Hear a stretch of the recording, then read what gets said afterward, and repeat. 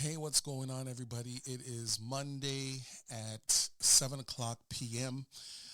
And full disclosure, no, let me not do full disclosure yet. My name is Andre Anderson. I'm both host and founder of BSTL. And what does BSTL stand for? It stands for Building Something That Lasts. So now I'm ready for full disclosure. So, right before the break, I had put in some time doing some pre-recordings, not knowing that something was going to happen to me. And those that are a little bit more localized, you know that during this break I got sick. I got this thing called diabetes that I'm battling right now. So far, it seems like I'm winning. I got this thing called flatbush diabetes. And for those of you that want to Google it and look it up, I never heard about it until it happened to me, but it's a very interesting thing, and maybe me mentioning it here will help somebody to figure out how to beat it or get ahead of it. But I'm doing all right. I don't want to lock in on what is not. I want to lock in on what is. I'm alive and I'm happy to be alive. So thank you all for your prayers and your thoughts and your concerns towards me. But I am getting better slowly but surely. So anyways, I want to get into this first recording for 2023. And I want to talk a little bit about from dependence to independence, from dependence to independence. I wanted to talk a little bit about this because I think this is one of those things that we don't talk about enough as a leader. You know, whenever we think about the leader, generally speaking, when we watch movies or we read books about what really good leadership looks like, we generally find that there's somebody, whether it's a male or a female, they're alpha, they are smart, they are intelligent, they are innovative, and the list goes on and on. And what generally happens is that an entire movie or an entire plot is surrounded by us trying to watch and see what this leader is going to be doing over and over and over. And look, I'm all for the alpha leader. I'm all for the centrality of any plot where a leader is going to be highlighted and focused on as they kind of show us how they help to get the team through and over whatever the obstacles are. But here's one of the things that I have discovered, and I think it's important that we talk about this, is that great leadership has to move people from being dependent to being independent. So let me just explain what I mean when I say that. We have created an entire culture around the type of leadership whereby if something happens to that leader, if they are unable to follow through, if they quit, if they move along, whatever the case may be, we have developed an entire leadership style around the reality that we need those leaders to be there. And if they are not there, everybody gets nervous. Like, what are we going to do if so-and-so is not there? Or what are we going to do if so-and-so is not optimal? What happens if they don't give us our next marching orders? And the reality is, I don't know that I subscribe to that kind of leadership anymore. I think when I was younger, as a younger leader, after you finish the assignment, you go and you look for somebody to tell you what to do next. I think that kind of leadership is antiquated and outdated. Now, I know and I understand there are some times in leadership where you do need to know what's happening next, because you may move on to the next assignment and find that you have moved ahead of what the next step is, and you may actually have to undo what you were actually trying to accomplish because it doesn't go with the flow of what's actually happening to your organization. And maybe this is a good place to plug a short story. I remember many years ago, one of my first jobs, I was working with my dad. He used to be a carpenter when he was, a full-time worker. He's retired now, but he was really good and is still very good at what he does. Like, the work that carpenters do, absolutely incredible. So in one of his jobs, when he would have been building a house, he went to the foreman of the site and said, my son is just a little high school guy trying to make some money during the summer so that, he can whatever. So the foreman said, all right, bring your son, and we'll see if we can find him something to do. And of course, when I get there, because I don't have the same skills as the carpenters on site or the people that are responsible for the cement work, et cetera, I end up being a general laborer. And this general laborer job, it's not hard work, but it's monotonous work. And when I say monotonous work, I mean you're doing the same thing over and over. So my job basically is once a house goes up and it's framed and the roof is on it, after the drywallers come in and they make a whole bunch of mess, it was my job to sweep the floor and scrape the floor in preparation for the flooring to go down. So when I first arrived to this job with my dad, the foreman tells me, I want you to do house 1, 2, 3, 4. And when you're finished house 1, 2, 3, 4, come back to me and I'll tell you what to do next. Now, the problem with that, for those that really know me well, is number one, I don't like to walk. And number two, I kind of like a small measure of autonomy. And when I say autonomy, what I really mean is I want to be able to define how I'm going to do what I'm going to do without always having to go to somebody to tell me what to do. And it's not because I'm rebellious or anything like that, but I guess when you're like a leader, sometimes you want to be able to lead. So after a while, what ends up happening is I realized, this is the job that needs to be done. I do what he says needs to be done. And then I start looking for other houses where I can do the exact same thing and make sure that those houses are clean. So when my dad drops me off in the morning, rather than going to see the foreman, I'm like, look, I know what houses are coming next because I can see where they are in the process. So I'm just going to go into those homes and begin to do my work. So here's what happens. My foreman doesn't see me and doesn't realize that instead of just coming to him and asking him every single day, what is it that I'm supposed to do, I'm now doing my own thing. So he's hunting for me. Okay, we're still talking about leadership today and moving from dependence to independence. He's hunting for me, can't find me.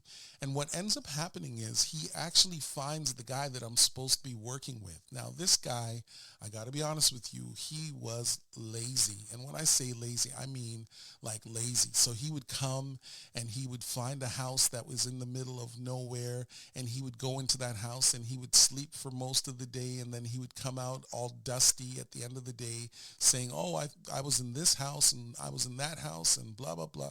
And he was actually really, really lazy. It was actually funny to watch this guy not do his job every single day.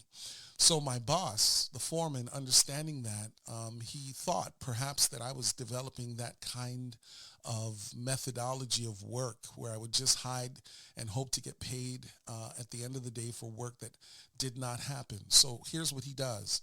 He fires the other guy because he finds him sleeping on the job. And when he can't find me, he actually tells my dad that when I finally show up for lunch, after lunch, he no longer needs my services. So he fired me as well. So here's where it gets good. After lunch, my dad says that my foreman was looking for me, couldn't find me, and because he couldn't find me, he assumed that I was not doing my work and I was going to get fired. So I went to the foreman and said, why are you firing me? He was like, I couldn't find you, and so therefore I have to let you go because you're not doing your work. So I say to him, did you check houses 1 through 10? If you go to those houses, even though you didn't send me there, you will find that every one of those houses are immaculate because the drywallers have already gone in there and they've already done their work. And so therefore, look, I've done what you asked me to do. So as I'm leaving, and I'm upset because I've never been fired before from any job. I'm upset because this doesn't look good on my dad. And I know when he gets home, if I wasn't doing what I was supposed to do, then that's another song that I'd also have to be singing. But when he fires me, I say to him, well, you could fire me if you want. I'm not going to argue with you, but I think that you're going to have to owe me an apology when you realize that I've been doing what I'm supposed to actually be doing.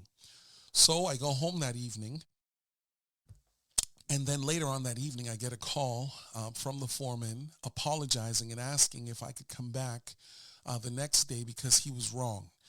Now, anybody that knew that foreman knew that that's not a guy that actually says sorry for anything at all. He was a very rough and tough guy. He was able to get the job done. But if I were to categorize him as a leader, I would say not necessarily the best leader because his style of leading was too clingy. He liked it when people would come to him. There would be times where I would observe that things that he could have been outsourcing and giving to other people to do, he would actually take that work up because he liked to be in the middle of everything. So here's the thing then. I discovered out of his leadership style that I don't ever actually want to lead like him. And here's the thing. With leadership, we're constantly learning. We're constantly evaluating who we are. We're constantly making observations about how people lead and how other people don't lead. And the reality is, I actually think that it is a good thing when you can give somebody something to do as a leader and then kind of fizzle away and back away from that individual and see what it is that they are actually going to do. And here's one of the things that I've discovered, okay, that when you begin to back away from those that you have to lead, two things are going to happen. And I hope you're listening to me on this one. Number two, they are going to become extremely autonomous, which may be a credit to your style of leadership. Or number two, they are going to go back to what it is that they are accustomed to doing. And that may not necessarily be a faux pas on your part, but what it does say is that maybe change and moving from dependence to independence isn't as easy as we think it is. You know, I remember when my kids were like younger, they would always come and they would always say, okay, this is what I'm about to do. And they would show me what they were about to do. And then they would go and do it. And sometimes somewhere in between, even if it was just a minimal task, they would come back and say, is this okay, Daddy? But as they're now getting older, one of the things that I have discovered is the things that they used to ask me for or seek my approval for, they're no longer seeking it anymore. And if I'm to be even more honest, initially that was tough. I mean, because, you know, I'm a hands-on type of dad. I am one who leads with, you know, I like to get on the ground and I like to do things with them and I like to draw with them and I like to do the arts and craft with them and I like to do the sporting things with them. But the reality is that the longer you live as a leader, right? And I'm not really talking about parenting, and yet I am, but really I'm talking about leadership. The reality is that after a while, depending on how you lead, it is a check mark and a compliment to your leadership style when individuals that you are leading are able to lead without you, even if they don't lead the way that you would naturally lead. All right, let me try and say it another way. The challenge around moving from dependence to independence is this, that if you are leading well, you always have to have your next move in sight before you arrive at your current destination. So what that means is that part of the reason why people are unable to move from dependence to independence from you is that you haven't given them enough data, enough information to kind of keep them going so that once they get to coordinate B or C or D, they know that the next move after that is going to be E, F, or G. And if you are doing it well, it almost challenges you as the leader to know where you're going so that you don't have a lot of idle time, so that those that are following you or working with you or leading with you, they are not stuck to, well, what's next, because you haven't figured it out. And maybe this is one of the reasons why, I don't know. I'm not necessarily a fan long-term of micromanagement. I know that you at times have to do it early in the stages of the work that you are doing when you're leading. But long-term, the longer you lead, especially if you are leading the same group of individuals, the best thing you can do for them is not necessarily handhold and hold their hands at every juncture that they're going to, but what you have to do as a leader is discipline yourself so that you are constantly thinking about where are we going next while they are working on the current assignment. See, I'm giving away all of my tricks on this one, this first recording for 2023.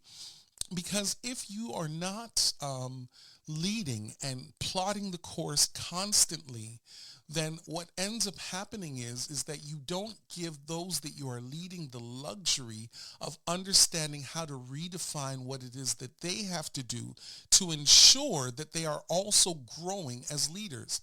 And this is part of the conversation that we had, a week or two ago around training those that will succeed or that will come after you. Because if you are doing this thing well, while you are leading and moving these people from dependence to independence, you will find that out of that group, there will emerge somebody who now understands what is required in order to do the work well. And even if they come to you, they've already surpassed you. And I keep saying this, and I know that some people may not agree because it sounds weird. I think that one of the greatest compliments that you can pay or that can be paid to you as a leader is when you can safely say that multiple individuals on your team have been able to surpass you because of the type of leadership that you have provided. And maybe I'll even go as far as to say this, because here's the other piece to this. In leadership, even in the immediate moment, how you are leading is constantly becoming an antiquated style because the generation that is coming after you is already developing their own leadership style based on what is required for their generation, right? So again, we're talking about this dependence to independence thing. We're not just trying to get people to work without you and develop their own skills and their own autonomy. We're also trying to show them the principle of what it is that they will need to become leaders so that they are not trying to lead this way 20 years from now, but they have learned the appropriate principles that will allow for them to be cutting edge, even though the methodology is going to be different. And so here's what I also have discovered, right? Especially with my son who's 9. He's an independent thinker, and, he's really into Lego and stuff like that. Initially when we started on this Lego journey together, I was showing him, this page to that page. And then after a while, I think it just became overwhelming to him. He would start to do it without me, and that's okay, but I would still observe him from a distance. Here's what I've discovered. He has become so good at this Lego thing, this working autonomously and working alone and still being able to put things together, that I've literally watched him skip some of the pages of the Lego diagram because he knows where it's going based on the fact that he's been putting some of these different pieces together. And so I think, and I could be wrong, but I don't think that I am, I think that this next generation of leaders that are going to be effective, the ones that are going to do very well, yes, they will understand the need for mentorship and guidance and tutelage, but I think that the next generation of leaders that are really going to thrive and excel, especially since we're now working in a setting that is a hybrid of both in-person as well as at home. I think the next generation of leader that is going to do extremely well are those that have the ability to not only show and model and mentor, but they also have the ability to anticipate what the next moves are going to be based on the marketplace before the market gets there. And if you're one of those leaders who has now discovered the ability to anticipate where things are going and change your style of leadership, even though the principles may be transcendent, then I think at the end of the day, you are going to be a leader that everyone is going to want to have their hands on. And if you are that kind of leader, don't be intimidated. Don't be nervous. Don't be afraid to share what you have with those that you are mentoring, because at the end of the day, if you're doing this thing well, one of the things that you should be able to do is work yourself out of that job and find a new job so that your skill sets can be used wherever it is that you are, and also so that those that you have worked with, they will always have a name for you as the one who has taught people how to move from dependence to independence. Thanks for listening. I'm happy to be alive, but I'm also happy to continue to share these lessons with us as we grow together, because you've got to be the type of leader that moves people from being dependent on you to independent from you, and that's how you'll know that you've done your job. If you want to hear from me, bstlinc21@gmail.com. I'd love to hear from you, and please enjoy. And remember, don't forget to like, subscribe, and share on whatever platform you find this in, because we're going on this journey of leadership. Take care. Until next time, this is Andre.